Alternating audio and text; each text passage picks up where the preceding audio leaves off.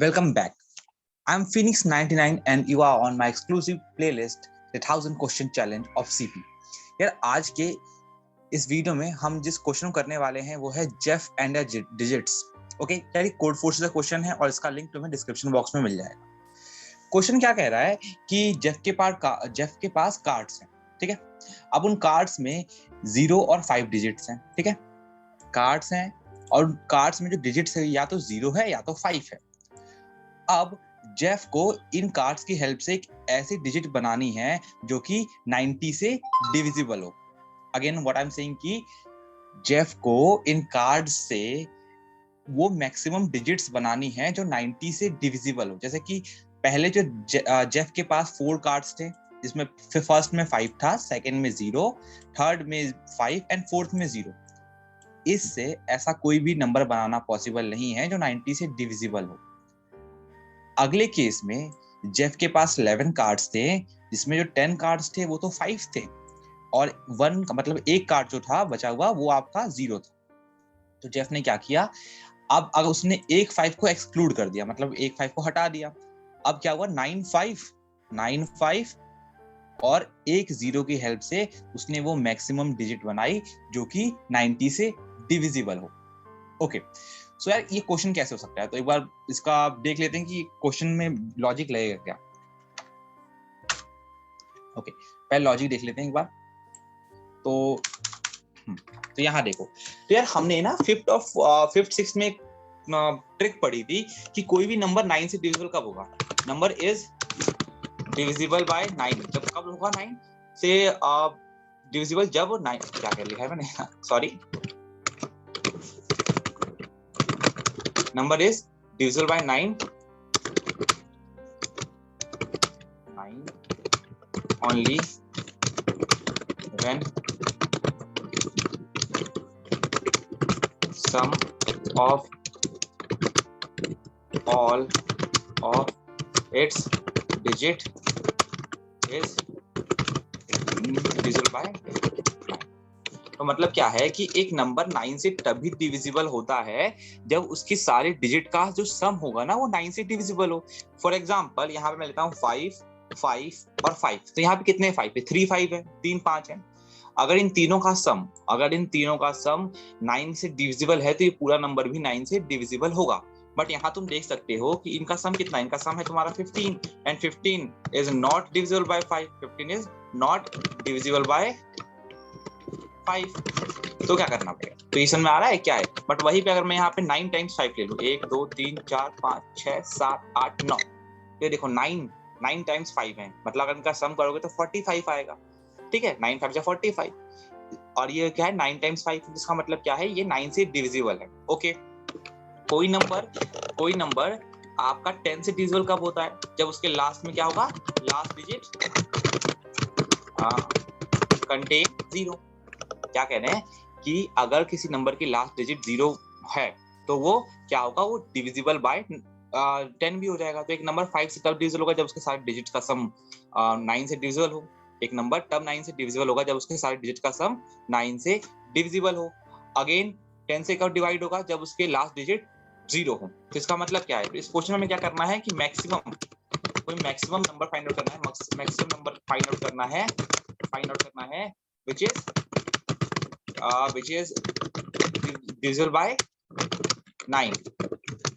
Okay 90. तो क्या करना होगा, हमें काउंट करने पड़ेंगे वो मैक्सिमम 5 नंबर जो कि हमें काउंटिंग करनी पड़ेगी 5 की जो कि 9 से डिविजिबल हो और अगर उसके लास्ट में 0 हो तो वो 90 से डिविजिबल हो. थोड़ा क्वेश्चन देखते करना क्या है. तो देख लो यहाँ पे मैंने लूप के लिए अपना एक मैक्रो डिफाइन किया हुआ है, तो इसे देख लेना एक बार. ओके तो देखते हैं. पहले मैं कर रहा हूँ, पहले मैं नंबर ऑफ कार्ड्स ले रहा हूँ इन 10 नंबर ऑफ कार्ड्स. उसके बाद मैं क्या कर रहा हूँ, काउंट ऑफ 0 का काउंट फाइंड आउट कर रहा हूँ और 5 का काउंट फाइंड आउट कर रहा हूँ. और उसके बाद वो एक्चुअल नंबर फाइंड आउट कर रहा हूँ जो कि 5 से डिवाइड हो सकता है. ठीक है, सॉरी, वो एक्चुअल नंबर जो कि 9 से डिवाइड हो सकता है.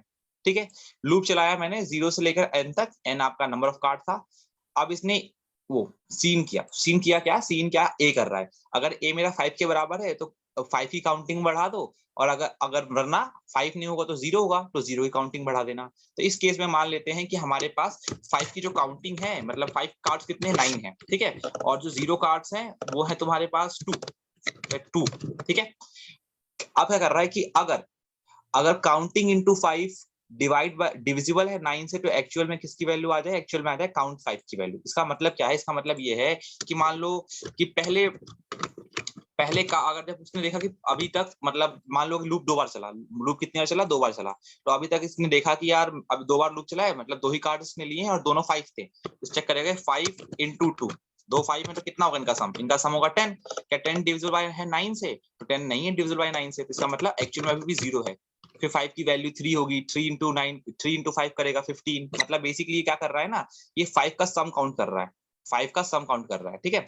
जितने 5 हैं कार्ड, उसको 5 से मल्टीप्लाई करके उसका सम काउंट कर रहा है और सम को चेक कर रहा है क्या उन सम 9 से डिवाइड हो पा रहा है या नहीं हो पा रहा, ठीक है। तो ऐसे करते करते जब इसने देखा कि जब यहाँ लूप 9 तक आया, देखा कि यार 9 इंटू 5, 9 इंटू 5 कितना हो गया तुम्हारा, 9 इंटू 5 हो गया तुम्हारा 45, 9 इंटू 5 इक्वल टू 45 तो डिवाइड हो पा रहा है 9 से, 45 इज डिविजिबल बाय 9। तो इसमें एक्चुअल में इसने वैल्यू क्या डाल दी, एक्चुअल में वैल्यू डाल दी इसने वैल्यू डाल दी तुम्हारी 5 की, मतलब कितनी डाल दी, 9 डाल दी।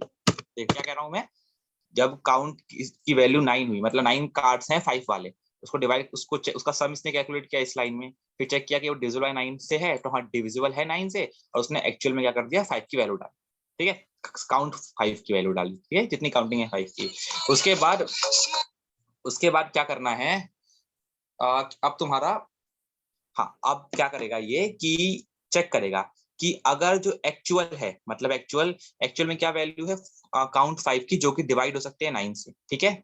अगर एक्चुअल 0 से ज्यादा है, अगर एक्चुअल 0 से ज्यादा है तो क्या करना है, और एक्चुअल 0 के से ज्यादा है, 0 का बड़ा मतलब नॉट इक्वल टू 0 है, इसका मतलब क्या होगा, 0 से ज्यादा होगा, नेगेटिव का तो सीन है ही नहीं यहाँ पे, तो एक्चुअल अगर नॉट इक्वल टू 0 है और जो काउंट है वो भी 0 से ज्यादा है, समझना, काउंट 0 भी 0 से ज्यादा होना चाहिए, बिकॉज आपको यहाँ पे किससे डिवाइड करना है, आपको डिवाइड करना है 90 से, डिवाइड करना है 90 से, तो लास्ट में आपको 0 चाहिए ना, लास्ट में 0 चाहिए, इसका मतलब आपके पास 0 वाले कार्ड्स भी होने चाहिए, तभी तो ये जो 90 का 0 है वो भी डिवाइड होगा, ठीक है।